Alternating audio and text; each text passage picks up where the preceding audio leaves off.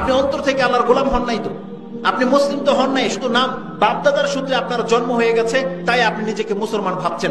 আপনার ঘরে আপনার জন্ম যদি হিন্দুর ঘরে হইতো, দেখেন আপনি ওই রকমই থেকে যেতেন, কোনোদিন আপনি জানার চেষ্টা করতেন না যে আমার স্রষ্টাকে, কোনোদিন চেষ্টা করতেন না।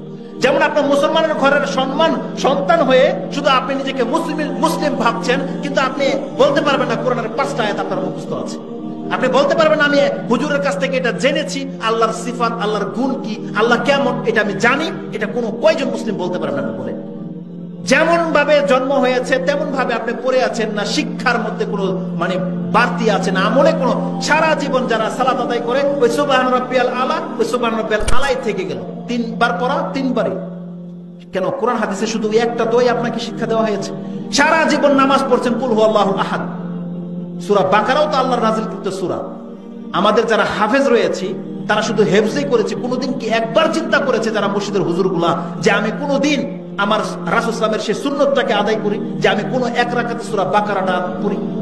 চেষ্টা করে আমাদের কোথায় সেই নামাজ? তার মানে কোথায় আমরা বন্দেগী করছি?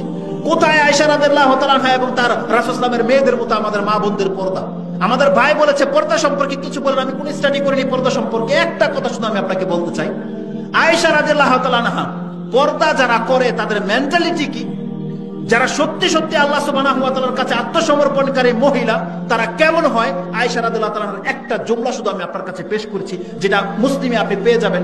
আয়েশা রাদিয়াল্লাহু তাআলা তিনি বলছেন, যখন আমার ঘরে রাসূলুল্লাহ সাল্লাল্লাহু আলাইহি ওয়াসাল্লামকে দাফন করা হয়েছে, কবর দেওয়া হয়েছে, আমি সেই ঘরে যেতাম এবং উপর থেকে যে চাদরটা আছে যেটা আমি পর্দা করতাম, আমি সেই চাদরটা মাঝে মাঝে খুলে রাখতাম। কারণ রাসূলুল্লাহ আমার স্বামী, তার সাথে কিসের লজ্জা?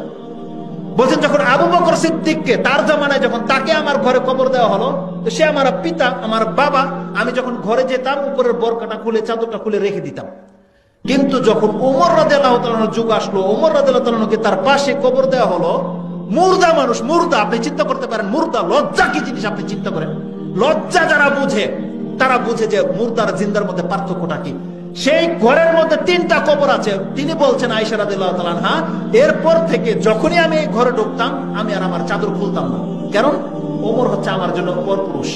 মুর্দা মানুষ, দেখতে পায় না, শুনতে পায় না, কিছু অনুভূতি নাই, কিন্তু লজ্জা মানুষকে এতটা উচ্চ স্থানে পৌঁছে দিতে পারে। আমাদের মা বোনদের সেই লজ্জাটা কোথায় বলেন? লজ্জা তো নাই।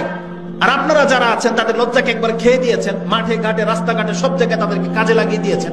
এখন সে পর্দা করে ধান বুনবে, সে পর্দা করে আপনার আম পারবে, সে পর্দা করে যাবে শুকাতে, আপনারা তাদেরকে কাজে লাগিয়ে দিয়েছেন। অনেকে বিয়ে করে হয়তো এই জন্য যে তার একজন কর্মের সঙ্গী হইল, তারা কিভাবে পর্দা করবে আপনি বলেন? সে ব্যবস্থাই তো আপনারা করে দেন না, তাদেরকে সে বাড়িটাকে ঘিরে দেন না যে তারা পর্দা করতে পারে। শুধু একতরফা তাদেরকে আপনারা মানে দোষারোপ করতে থাকেন যে তারা পর্দা করে না। প্রত্যেকটা বাবার দায়িত্ব, আপনার দায়িত্ব, আপনার মেয়ে আপনার অর্ডার ছাড়া পর্দাবিহীন ওই স্কুল কলেজে যাবে কি করে? প্রত্যেকটা ভাইয়ের দায়িত্ব এটা, যাবে কি করে সে যদি আপনি অনুমতি না দেন? এত বড় সাহস হলো কি করে তার? এটা প্রত্যেকটা বাবার দায়িত্ব, প্রত্যেকটা স্বামীর দায়িত্ব। সে তার স্ত্রীকে পর্দা করতে বাধ্য করবে, তাকে বোরকা কিনে দেবে, তার বাড়িটাকে ঘিরে দেবে। কাজ করলে আপনি মাঠে ঘাটে কাজ করবেন, তাকে কেন? আপনার যতটা ক্ষমতা আছে ততটুকু দিয়ে আপনি দান লাগান। আপনার ওয়াইফকে কেন আপনি জমিনে নামিয়ে দিয়েছেন? আমি দৃশ্য দেখেছি, যখন গাড়ি দিয়ে আসছি প্রায় জমিনে পুরুষের সাথে মহিলা দান বুনছে, নিরি করছে। এগুলো কেন? তার পেট পিঠ সব উদাম হয়ে আছে। কেন করলেন আপনি এই কাজটা বলেন? তাহলে সে কেন পর্দা করবে? এইভাবে ইসলামটাকে আমরা ধ্বংস করে দিচ্ছি। অথচ আল্লাহ সুবহানাহু ওয়া তাআলা বলছেন তোমরা প্রত্যেকে আমার গোলাম, এই গোলামি বিহীন কেউ নাজাত পাবে না।